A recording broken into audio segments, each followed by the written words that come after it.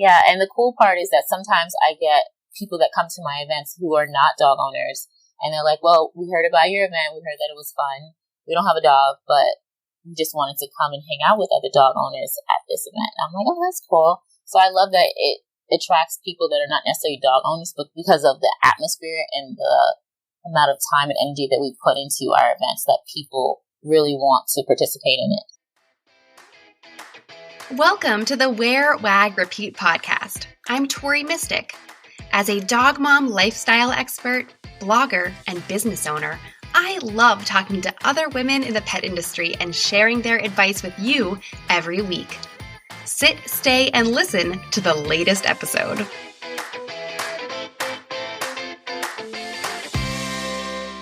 In today's episode, I'm talking to Desh Valcin, who is the creator of the Miss Dog Mom Pageant. I remember reading about her first annual pageant in 2019, so it was really great to talk with Desh and get the scoop on her inspiration behind the event and how she sees it as a platform for women who are making a difference in the lives of dogs. Auditions for the virtual 2020 pageant are now open. At the end of this episode, Desh tells you how you can audition. In addition to the pageant, Desh also has a dog-friendly event planning company. She told me about some of the challenges around planning dog-friendly events and why hosting off-leash events is a signature element of her company. Desh also shared with me her experience as a Black woman in the pet industry and how pet parents can be allies for Black business owners through small but significant gestures such as the everyday purchases they make for their dogs. In 2015, Desh Valcin found herself low on options to socialize her pets outside of the dog park. Like most pet owners, she felt guilty leaving her dogs at home while at work, and especially on the weekends at social gatherings that weren't dog-friendly. Realizing her fur babies deserve so much more, she had a vision for a service that would allow people to bring their dogs along to the kinds of events that wouldn't typically include pets. Through her event company, Chase and Papi, Desh creates unique pet-friendly events that merge innovative ideas and fun. The events are designed for pet parents who want to have a great time with other pet owners over refreshments while their furry friends are socializing, exchanging borks and tail wags, and making their new best friends. The company is aptly named after her two dogs, Chase, the Shih Tzu, and Papi, the Chihuahua. Since establishing Chase and Papi in 2015, Desh is now a proud pack mama of 3 pups. Hey, Desh.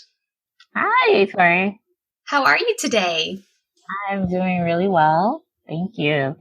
Yeah, and you're based in New York, right? Yes. How is it in New York these days? It's a little crazy. I'm not gonna lie, but I mean, yeah, it's definitely crazy, but we're slowly reopening, so that's good news for everyone. But yeah, it's definitely crazy with everything that's going on. Yeah, I know that you probably, even though you have created all these wonderful dog-friendly events and stuff, I'm sure you still go to dog parks and things like that. Were they all shut down during the quarantine? They were shut down, and I think I'm glad that it was because of the fact that I know how us New Yorkers love the dog park, and we would be in there jam-packed. So I'm glad that it was shut down for Corona. Yeah. Yes. Do you think that due to the quarantine and just like everything being canceled, that like moving forward when things start to loosen up, that people are going to be even more excited about taking their dogs along with them to every social engagement? I know I would. I definitely know that I would, but I hope so. I think, to be honest, most people are just ready to start socializing again. So I'm hoping that includes bringing their dogs along to events, or especially my events. So yeah, I do think people are a little eager to go out there and start socializing again. Yeah, I think so too. And I think that everyone who has a dog has been with their dog 24/7. Mm-hmm. So they're really not going to want to leave them home alone after this. Definitely. And I have 3 dogs, so as much as I love them, I think they are ready to be with their friends or at least make new friends. So, yeah, they want to be with other dogs just like we want to be with other people. Yes, definitely.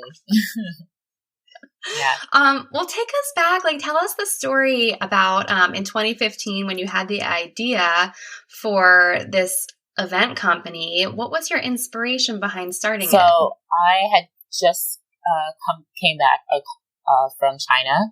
I was living there for 5 years, and I had gotten my dog Chase.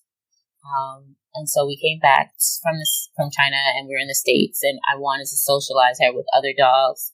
And I started going to these events in the city, and I found it wasn't really my style because they were very kid friendly. Like, they weren't very adult friendly. They weren't geared towards people who like to socialize and have a cocktail at the same time.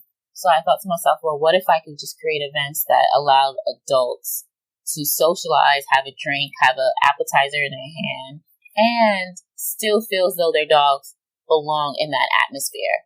And so our events are leash free, which I'm really, really proud of. So people are so comfortable getting up and talking to other dog moms and dog dads, knowing that their dog isn't attached to their hip and they can just kind of roam around. So I try to pick venues that allow that to happen.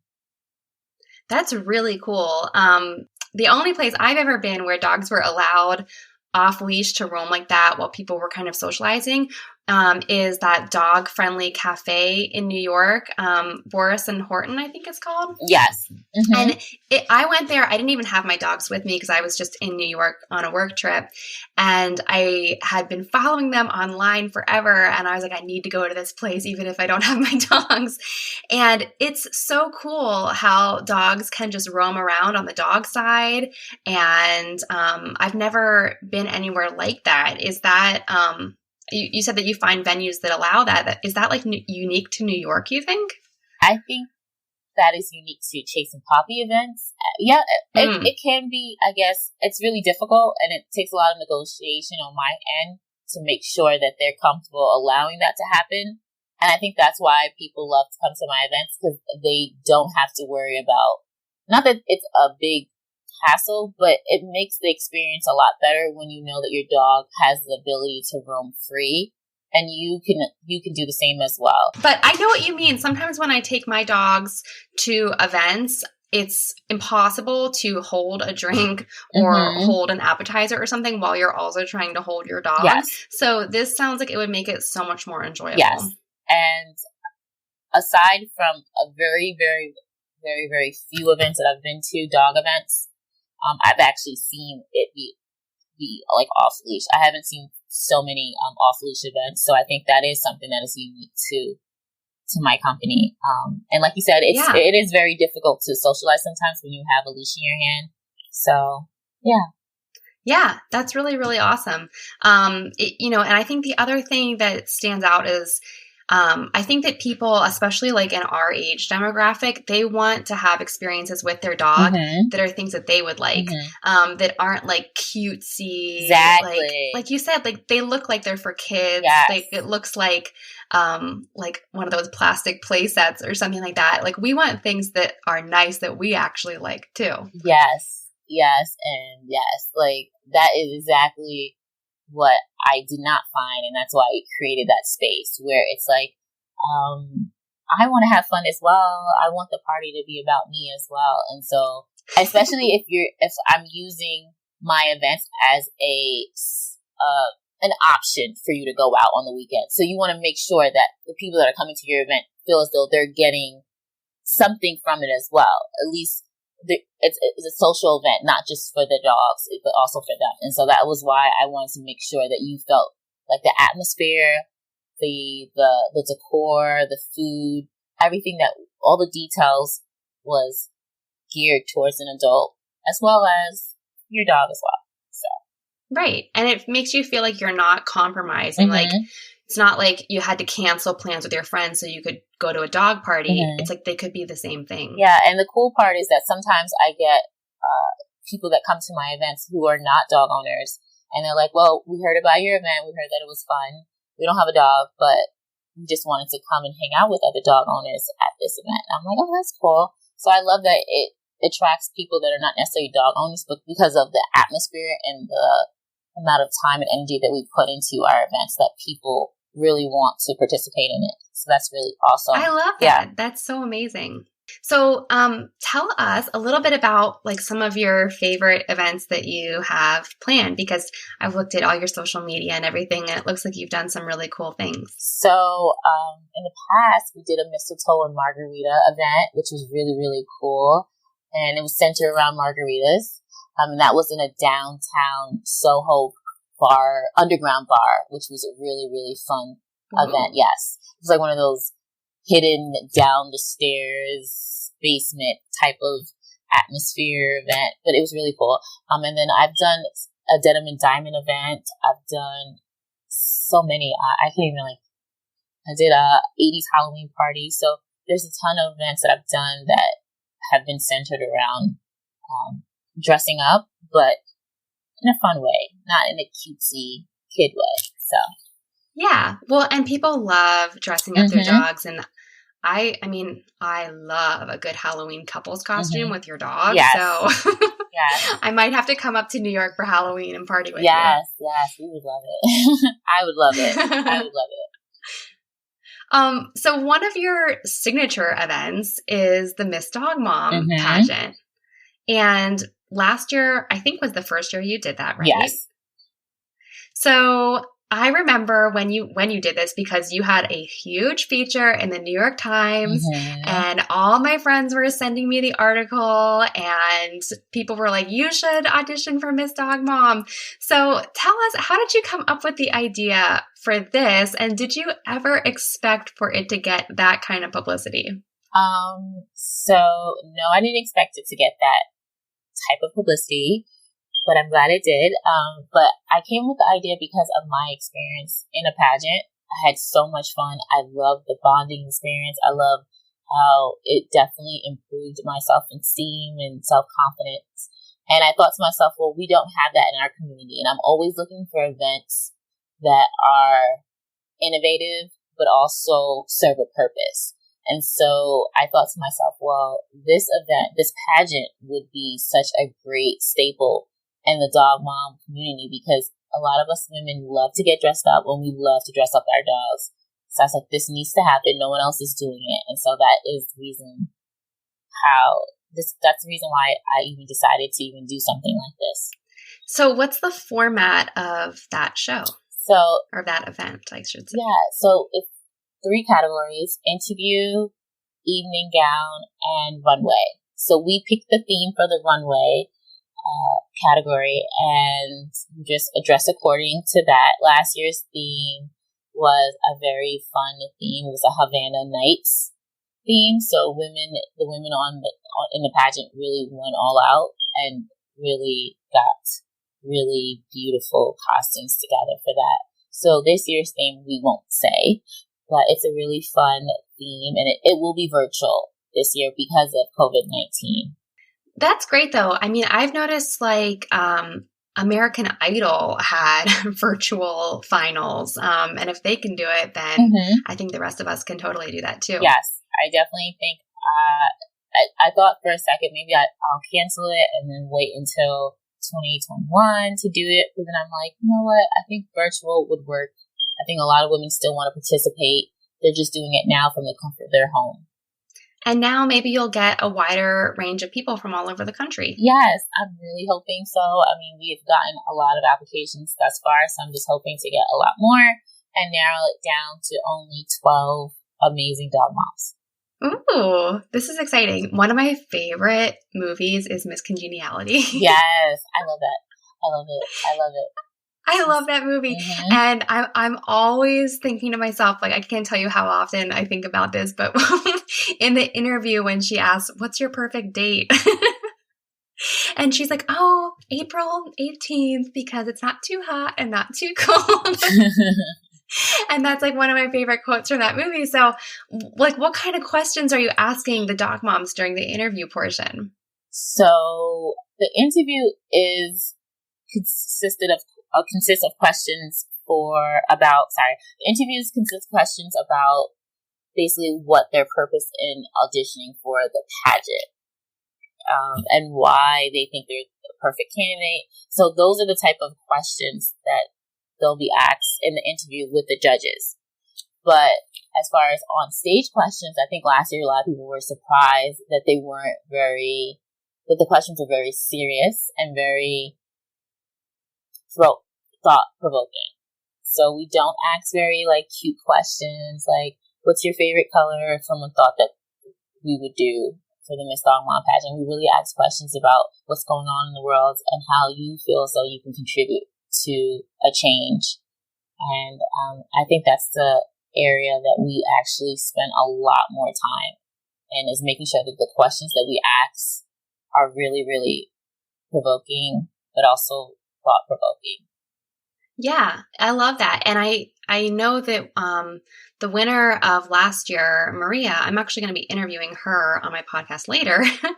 And she does a lot of charity work with dogs and different kind of advocacy things. So it's really awesome that you're giving a platform and, a voice to people who are working hard to change things for dogs. And it's not just like, I should be Miss Dog Mom because I kiss my dog in the mouth. Yeah. And I just want to add that something that I'm really proud of is that every contestant has to compete on behalf of a charity. And so they will receive money from us to donate to that charity. But also every woman that competes now has a charity behind them, backing them, supporting them, helping them to win the title of Miss Dog Mom. So that's something that I'm really, really proud of, that everyone competes on behalf of a charity. And, that also just makes me think of my whole purpose in life, which is community over competition. And just how the charities can kind of work with these women together. And if everyone works together, we can do so much. We can make such a difference for dogs rather than if we're all working on things by ourselves. Absolutely. Absolutely. Are you enjoying this conversation as much as I am? Whether you're a longtime listener or new here, I want to thank you for listening in. It's important to me to amplify women's voices in the pet industry. If you want to help me do that, you can leave a review for my show in the Apple Podcast app. Reviews help me get more listeners and book big-time interviews. Through the end of July, leave a review and you'll be entered to win a $50 gift card to the Wear, Wag, Repeat shop. Just go to my show's homepage on the Apple Podcast app from your phone or computer and write an honest review. I'll announce the winner on a future episode and in the Wear, Wag, Repeat Instagram feed. So what were some of the challenges of planning a Dog Mom pageant? I think some of the challenges were finding a venue, because once you start telling any landlord in New York that you want a venue or you want to use a stage that involves dogs running around and having an audience filled with dogs, you get a lot of no's. So I think the biggest challenge is always finding a venue, and then also maybe convincing people that it could happen, because there's no blueprint for it. There's nothing to show, especially in your first year, that this can actually work. So I think there was a lot of trepidation from a lot of dog moms from the dog community, like, okay, I don't know how this is going to work. If it could a pageant really happen with dogs? So I think venue and helping people to realize that a pageant does work and it does fit into our community. Well, that's what happens when you're a trailblazer, when you're like the first person doing things. People are going to doubt you. But you just got to keep on keeping on. Yep, exactly. So Desh, I want to transition a little bit here, because even though I mentioned that I got your article in the New York Times sent to me by 47 different people, I didn't really get to know you until June of this year. Because of the Black Lives Matter movement, I did a whole blog post on my blog listing over 31 Black women in the pet industry that I think everyone should get to know. And you're one of the featured women there. So I wanted to ask you what your experience has been like as a Black woman in the pet industry. It's not the most diverse place in the world, I have to say. And I'd love to just hear about your experience. So my experience has been at times, if I'm being honest, lonely because there isn't so much diversity in the pet industry, but at the same time, I'm very appreciative of the feature. By the way, thank you. I'm very appreciative of the support that I think a lot of Black-owned pet businesses are receiving right now. But I would definitely say that it has been a challenge to work in this industry because there hasn't always been support, and I feel as though there's going to be a shift that's going to happen. So I'm excited to see that come to fruition. Yeah, no, me too, for sure. And I think that looking at this list of leaders in my blog post, everyone on there is in my opinion a leader in the pet industry. Everyone is doing things that are so innovative and so thoughtfully curated and sustainable, and they're just doing so many amazing things that I hope that the greater population of the pet industry is just more intentional about who they're doing business with. So, I agree with you. I hope that there is a shift. Is there anything that you think pet parents could do to make their life with their pet a little bit more diverse? I think definitely the first one is obvious, but to try to support Black-owned businesses in your state or in your surroundings. But I think number two, doing research on how you can even become an ally to small businesses in general, but also Black businesses as well. So I think that's something that pet parents could do to be more diverse, is to do their research. Yeah, I agree with you. And I think that what I've noticed in doing my research about being a good ally is that you have to intentionally go out there and seek out businesses that are owned by Black business owners. Yes. And you can't just say, oh, I don't see the color of anyone. You need to be intentional about what you're choosing to do, who you're choosing to buy from, because even just buying the treats that you buy for your dog or something like that, it can make an impact on someone. Small business owners rely on each and every sale and every customer. So you really can make a difference. I think it's silly to think that, especially in 2020, that your ability to be an influence or to change how a small business operates or the level of success a small business can have is not correlated to how you spend your money. So I definitely think, be intentional, try to support as many small Black-owned businesses as possible, or just Black-owned businesses as possible, because we need your support. Yeah, definitely. I plan on definitely doing that, and I hope everyone who's listening is as well. So Desh, how about, new things? Have you been working on anything new while you're in quarantine? You have such a creative mind. Yes. I'm sure you have lots of ideas. I have. Some of them I won't even mention right now because I'm like, I haven't finalized it in my head, so I don't want to speak it out and it doesn't go as planned. But one thing that I have been working on is my Chase and Papi YouTube channel. And that's something that will come out at the end of this month. And it's basically just content where I am sharing my love of event planning, my love of dogs, the things that I've learned along the way, and just creating content where people can learn something from me. Hopefully I learn from them as well, but people can learn something from me and something for their dog as well. So they'll cover everything as far as like food and, event planning tips and just different creative avenues that I have really invested in along the years. I'm excited. I love watching YouTube videos, and especially if there's dogs related to it. Yeah. I'll subscribe right away. Yeah, definitely will be 60% related to dogs because that's like my passion.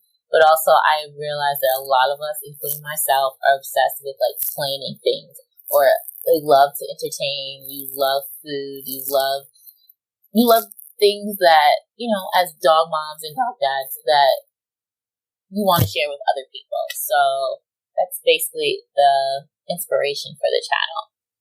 Well, it's perfect timing. I think people are, ever since the quarantine, people are valuing experiences so much more than anything else. And like being a dog mom is all about creating awesome experiences with your dog. Mm-hmm. So it makes sense. Yes. And then speaking of other things that you have coming up, going on right now are auditions for Miss Dog Mom 2020. So yes. What is since it's all virtual, what's the audition process like? So you fill out a form on our website, and after reviewing it, if you feel as though you're a good match, we will then ask for a video conference call with you, and after we do that, we'll decide if we want you to be a part of the pageant. And once you make that decision, you'll receive the handbook and all the information that you need to do the pageant virtually with us, which will be August 30th. Ooh, and that's right after National Dog Day. Mm-hmm. Yes, I didn't know that one actually, but thanks for telling me. Oh yeah, it's like that's somewhere towards the end of August, and I know I'm always doing like a million posts based around that. So yeah, so I'm excited. I didn't know it was National Dog Day, but that's even better now. Yeah, it's meant to be. Yeah, meant to be. So if someone wants to audition as Miss Dog Mom 2020, it's open to people all over the country or all over the world? I would say 50 states.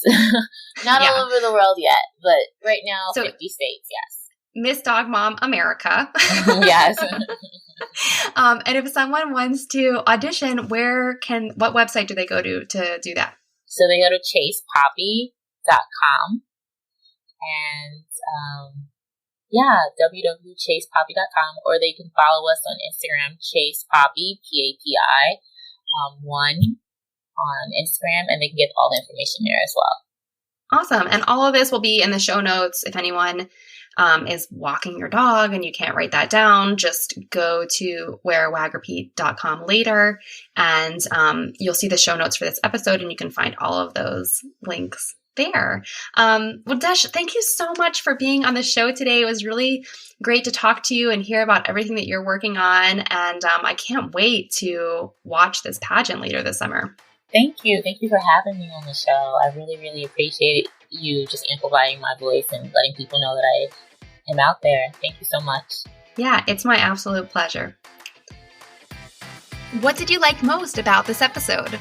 Find me on Instagram @TMystic and let me know what intrigued you or what questions you have about starting or growing your own dog-inspired business. You can also screenshot this episode and tag me in your stories. I love to see who is listening out there. Some of the best conversations happen after the episode, right? So track me down over on Instagram or join the Wear, Wag, Repeat Labs Facebook group to connect with other dog-obsessed entrepreneurs. And as always, you can find all the links and resources discussed in this episode at wearwagrepeat.com/podcast. See you back here next week.